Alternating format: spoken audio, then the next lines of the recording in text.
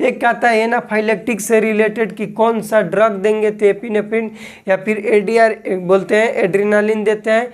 Anaphylactic reaction जो है वो उसको दूसरा नाम से क्या जाना जाता है तो टाइप 1 हाइपर सेंसिटिविटी। उसके बाद पोजीशन से रिलेटेड कि शॉक वाले पेशेंट को कौन सा पोजीशन देते हैं तो टेंडनबर्ग पोजीशन देते हैं, जिसमें क्या होता है कि हेड नीचे होगा और लेग ऊपर होगा। नमस्कार दोस्तों, नर्सिंग के इस यूट्यूब चैनल पर आप सभी का स्वागत है। दोस्तों आज के वीडियो में हम लोग शॉक पढ़ने वाले हैं। शॉक क्या होता है, इसका क्या कारण है होने का, और इसके बाद जानेंगे इसके टाइप्स के बारे में और इसके मैनेजमेंट के बारे में जानेंगे हम लोग। सबसे पहले जानेंगे शॉक के डिफिनेशन कि शॉक होता क्या है। तो इसका डिफिनेशन लिखे हैं कि it is a disease in which there is circulatory failure या फिर सर्कुलेटरी कोलैप्स। अब देखिए शॉक होता क्या है, इस चीज़ को हम लोग सबसे पहले समझेंगे। शॉक जो है उसमें क्या होता है कि सर्कुलेटरी फेलियर हो जाता है या फिर कोलैप्स हो जाता है। सर्कुलेटरी फेलियर कहने का मतलब होगा कि सर्कुलेशन में ब्लड का हम लोग का जो भी सर्कुलेशन है उसमें दिक्कत होगा या फिर उसमें क्या हो जाएगा कोलैप्स, जैसे ब्लड वेसल्स क्या हो जाएगा कोलैप्स हो सकता है, उसके वजह से शॉक जो होगा उसको हम लोग कहेंगे शॉक। इसी में क्या होता है कि वो फेलियर हो जाएगा, फेलियर क्या होगा परफ्यूजन होगा, इसको याद रखिएगा आप। फेलियर हो जाएगा परफ्यूजन बॉडी ऑर्गन का क्यों होगा ड्यू टू सर्कुलेटरी कोलैप्स। देखिए शॉक एक कंडीशन है, बॉडी का जनरल कंडीशन है जिसके अंदर क्या होता है कि फ्लूइड वॉल्यूम प्रॉपर तरीका से किसी भी ऑर्गन तक नहीं जाना, उसको हम लोग कहेंगे शॉक। जिसमें क्या होता है इस चीज़ को हमेशा याद रखना कि it occurs due to failure of perfusion of organ, और किस तरीके से हो रहा है तो सर्कुलेटरी कोलैप्स की वजह से। ये कंडीशन है जिसके वजह से होता है, जिसको हम लोग क्या कहते हैं शॉक कहते हैं। अब जानेंगे इसके कारण कि शॉक का क्या कॉजेज है। शॉक के 4 कॉजेज मेन है। सबसे पहले है क्या कि फ्लूइड वॉल्यूम कम होगा, जिसको बोलते हैं लेस वॉल्यूम। बॉडी में यदि फ्लूइड वॉल्यूम कम रहेगा या तो ब्लड कम हो सकता है, प्लाज्मा वॉल्यूम कम हो सकता है, या फिर कुछ भी वाटर ही है वो कम रहेगा, डिहाइड्रेशन रहेगा, आगे चल के शॉक का कारण बनेगा, पहला कॉज। दूसरा कॉज इसमें क्या है कि पंप फेलियर, यानी कि हार्ट जो हम लोग को ब्लड को पंप करता है ये हार्ट पंप ही नहीं करेगा। तो हार्ट पंप नहीं करेगा तो क्या होगा कि ब्लड पूरे बॉडी ऑर्गन में नहीं जा पाएगा, जहाँ पर जाना चाहिए ब्रेन में जाता है और लेग तक जाएगा। हार्ट पंप नहीं करेगा तो ब्लड पूरे बॉडी ऑर्गन में नहीं जा पाएगा, उसके कारण से भी शॉक कंडीशन देखने के लिए मिलेगा। अगला है वास्कुलर फेलियर। अब मान लो कि वॉल्यूम भी है और हार्ट पंप भी कर रहे लेकिन वास्कुलर फेलियर, जैसे कि हार्ट का काम है पंप कर देना, उसके बाद हार्ट पंप किया तो ब्लड ले करके कौन जाएगा ब्लड को तो ब्लड वेसल्स, और ब्लड वेसल्स क्या हो गया फेल हो चुका है, यानी कि उसमें हो सकता है कि कहीं पर ब्लड वेन रप्चर हो उसके वजह से होगा, तो उसको हम लोग कहेंगे वास्कुलर फेलियर। अगला है ऑब्स्ट्रक्शन। ब्लड वेसल्स में कहीं पर ऑब्स्ट्रक्शन यानी कि रुकावट देखने के लिए मिलेगा, उसको हम लोग क्या कहेंगे ऑब्स्ट्रक्शन। ये 4 मेन कॉज होते हैं शॉक के। पहला फ्लूइड वॉल्यूम कम होगा, सेकेंड क्या हार्ट के द्वारा पंप आउट नहीं किया जाएगा यानी कि पंप फेलियर। थर्ड है वास्कुलर फेलियर यानी कि ब्लड वेसल्स में लीकेज होना या फिर हेमरेज बोल सकते हैं होगा। अगला है ऑब्स्ट्रक्शन होगा, इसको याद रखिएगा। अब हम लोग जानेंगे शॉक के टाइप्स को कि शॉक कितने टाइप्स के होते हैं।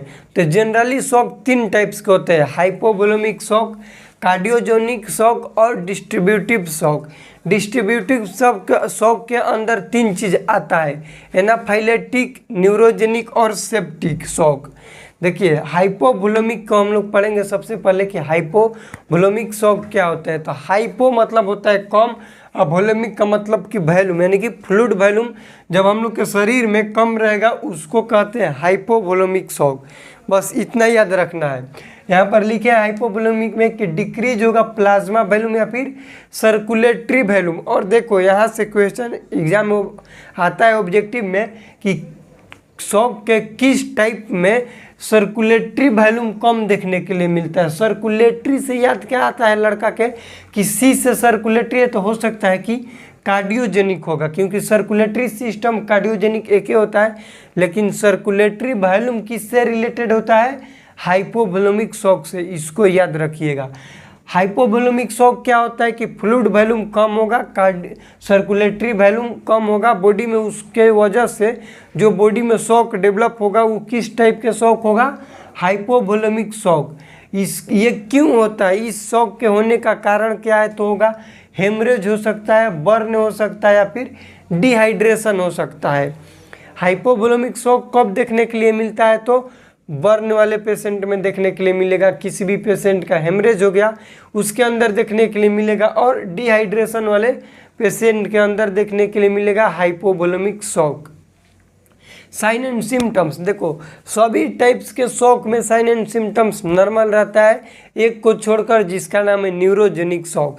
सभी शॉक के साइन एंड सिम्टम्स में होगा हाइपोटेंशन, बीपी कम होगा, उसके साथ साथ क्या होगा कि टेकीकार्डिया होगा, जो कि क्या होगा, पल्स रेट इंक्रीज हो जाएगा, उसको बोलते हैं टेकीकार्डिया सभी शॉक वाले में। लेकिन न्यूरोजेनिक में होता है कि हाइपोटेंशन के साथ ब्रेडिकार्डिया होता है, और सभी शॉक में जो बॉडी होगा कूल एंड कामी होगा, मतलब कि बॉडी एकदम पल्ला होगा, उसको बोलते हैं कूल एंड कामी। लेकिन न्यूरोजेनिक वाला में क्या होगा, बॉडी गर्म होगा यानी कि वार्म एंड ड्राई होगा, उसको बोलते हैं न्यूरोजेनिक शॉक वाला में, जो कि आप लोग को हम आगे बताएंगे।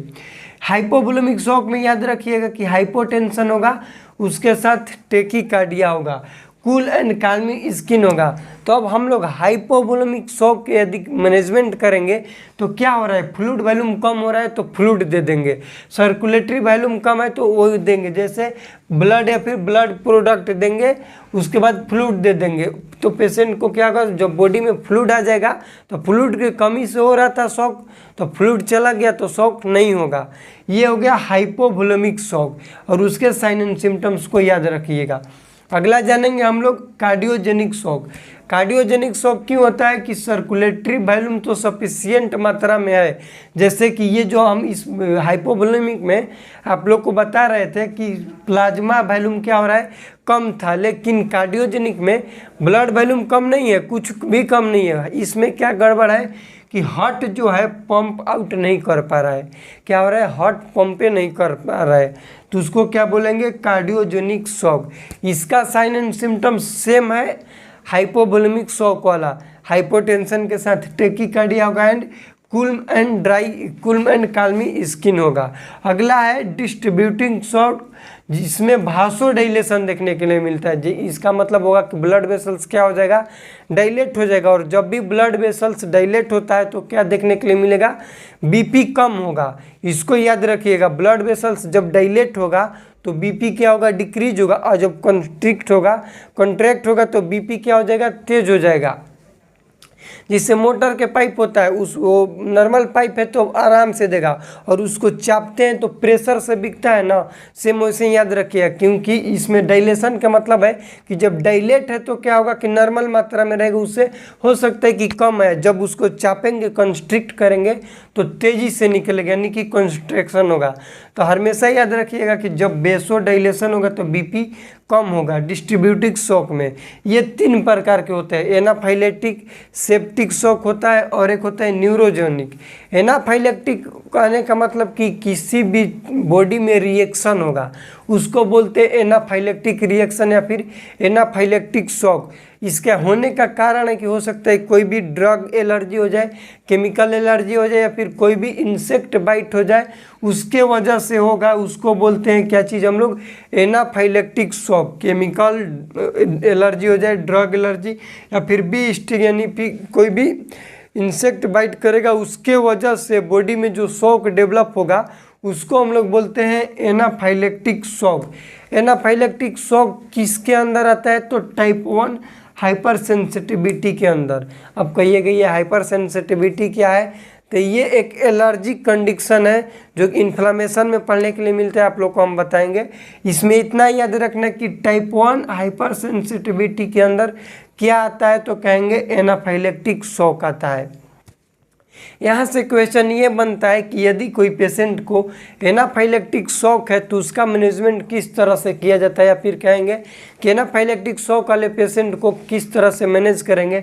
तो उसमें जो ड्रग देते हैं उसका नाम है एपिनेफ्रिन या फिर एडीआर, जिसको एड्रेनालिन कहते हैं। यहाँ से क्वेश्चन ऑब्जेक्टिव में आता है कि एनाफाइलेक्टिक वाले शॉक के पेशेंट के अंदर कैसे किस तरह से उसको मैनेज किया जाएगा। तो कहेंगे कि पेशेंट को एडीआर देंगे या फिर एपिनेफ्रिन देंगे, इसको हमेशा याद रखिएगा। अगला है न्यूरोजेनिक शॉक। न्यूरोजेनिक शॉक होने का कारण है एएनएस यानी कि ऑटोनोमिक नर्वस सिस्टम की वजह से होता है जो शॉक, उसको बोलते हैं न्यूरोजेनिक शॉक, यानी कि ब्रेन से रिलेटेड है। उसमें क्या होगा, इसके साइन एंड सिम्टम्स में हाइपोटेंशन के साथ ब्रेडिकार्डिया होगा। क्या होगा, हाइपोटेंशन के साथ ब्रेडिकार्डिया। हमेशा याद रखना सभी शॉक में हाइपोटेंशन के साथ ट्रेकिकार्डिया होता है, लेकिन न्यूरोजेनिक शॉक वाले में क्या होता है, हाइपोटेंशन के साथ ब्रेडिकार्डिया होगा। उसके साथ साथ होगा वार्म एंड ड्राई स्किन, सब में कूल एंड काल्मी स्किन होता है। तो इसमें शरीर कैसा होगा, हल्का सा गर्म टाइप के फीलिंग होगा, उसको बोलते हैं वार्म एंड ड्राई स्किन। अगला है ऑब्स्ट्रक्टिव शॉक, जिसमें क्या होता है कि ब्लड के फ्लो में ऑब्स्ट्रक्शन देखने के लिए मिलेगा और बॉडी ऑर्गन तक नहीं पहुंच पाएगा ब्लड और ब्लड प्रोडक्ट, जिसके वजह से जो शॉक डेवलप होगा उसको हम लोग बोलते हैं ऑब्स्ट्रक्टिव शॉक। एक और एग्जाम में क्वेश्चन आता है कि पोजीशन से रिलेटेड कि शॉक वाले पेशेंट को कौन सा पोजीशन देते हैं। तो इसमें देते हैं हम लोग ट्रेंडनबर्ग पोजीशन। कौन सा देते हैं, ट्रेंडनबर्ग पोजीशन। ये ट्रेंडनबर्ग कैसे होगा, तो ये जो हम लोग का हेड है वो हेड नीचे होगा और लेग क्या होगा, ऊपर होगा। ये हेड क्या है, नीचे, लेग ऊपर होगा, उसको बोलते हैं ट्रेंडनबर्ग पोजीशन। इसको हमेशा याद रखिएगा। पोजीशन से रिलेटेड भी क्वेश्चन आता है कि शॉक वाले पेशेंट को कौन सा पोजीशन देते हैं, तो हम लोग कहेंगे कि ट्रेंडनबर्ग पोजीशन देते हैं, जिसमें क्या होता है हेड नीचे होगा और लेग क्या होगा, ऊपर होगा। उसमें से अब देखिए आप लोग को मेन बता देते हैं कि कहाँ से क्वेश्चन अभी तक आया हुआ है। एक आता है एनाफाइलेक्टिक से रिलेटेड कि कौन सा ड्रग देंगे, तो एपिनेफ्रिन या फिर एडीआर बोलते हैं, एड्रेनालिन देते हैं। एनाफाइलेक्टिक रिएक्शन जो है वो उसको दूसरा नाम से क्या जाना जाता है, तो टाइप 1 हाइपर सेंसिटिविटी। उसके बाद पोजीशन से रिलेटेड कि शॉक वाले पेशेंट को कौन सा पोजीशन देते हैं, तो ट्रेंडनबर्ग पोजीशन देते हैं, जिसमें क्या होता है कि हेड नीचे होगा और लेग ऊपर होगा। कॉजेज 4 होता है, चारों को याद रखिएगा। फ्लूइड वॉल्यूम कम होगा, लेस वॉल्यूम होगा, हार्ट पंप आउट नहीं कर पाएगा। यदि हार्ट पंप आउट भी कर देगा तो क्या होगा, अगला हो सकता है कारण वास्कुलर फेलियर हो जाए या फिर ऑब्स्ट्रक्शन देखने के लिए मिलेगा। और इसके डिफिनेशन से आता है क्वेश्चन में कि दे देगा इसका डिफिनेशन और ऑप्शन में रहेगा कि इसको शॉक कहते हैं, कि इसको सेरिब्रोवास्कुलर एक्सीडेंट कहते हैं, क्या कहते हैं। इसके डिफिनेशन जो है, कोई भी आपको डिफिनेशन देगा उसके डिफिनेशन में एक शब्द जरूर देखने के लिए मिलेगा जो कि है परफ्यूजन। इसको देखकर आप लोग शॉक का डिफिनेशन को हमेशा याद रखिएगा कि क्या होगा, परफ्यूजन जो बॉडी ऑर्गन को, बॉडी टिश्यू को होता है, नॉर्मल तरीका से नहीं होगा, परफ्यूजन फेलियर होगा, जिसको हम लोग क्या कहते हैं, शॉक कहते हैं। अब कहिएगा कि इस पेशेंट के साइन एंड सिम्टम्स कहाँ गया, तो हर एक शॉक में अलग अलग आप लोग को साइन एंड सिम्टम्स लिखवाए हैं। आप लोग एक इसको लिखकर अलग से भी लिख सकते हैं इसका साइन एंड सिम्टम्स को, और इसका मैनेजमेंट आप लोग को इसी में बता दिया कि ब्लड प्रोडक्ट देते हैं, ब्लड देते हैं, और एनाफाइलेक्टिक में क्या देते हैं, एपिनेफ्रिन या फिर एडीआर। बस इसका मेन मैनेजमेंट शॉक का होता है, फ्लूइड वॉल्यूम देते हैं और पेशेंट को पोजीशन मेंटेन कर देंगे, उसका शॉक खत्म हो जाएगा। ये हो गया हम लोग के शॉक से रिलेटेड वीडियो कैसा लगा प्लीज़ कमेंट सेक्शन में बताइएगा। चैनल पर नए तो चैनल को सब्सक्राइब कीजिएगा। मिलते हैं अगले वीडियो में, तब तक के लिए जय राम जी की।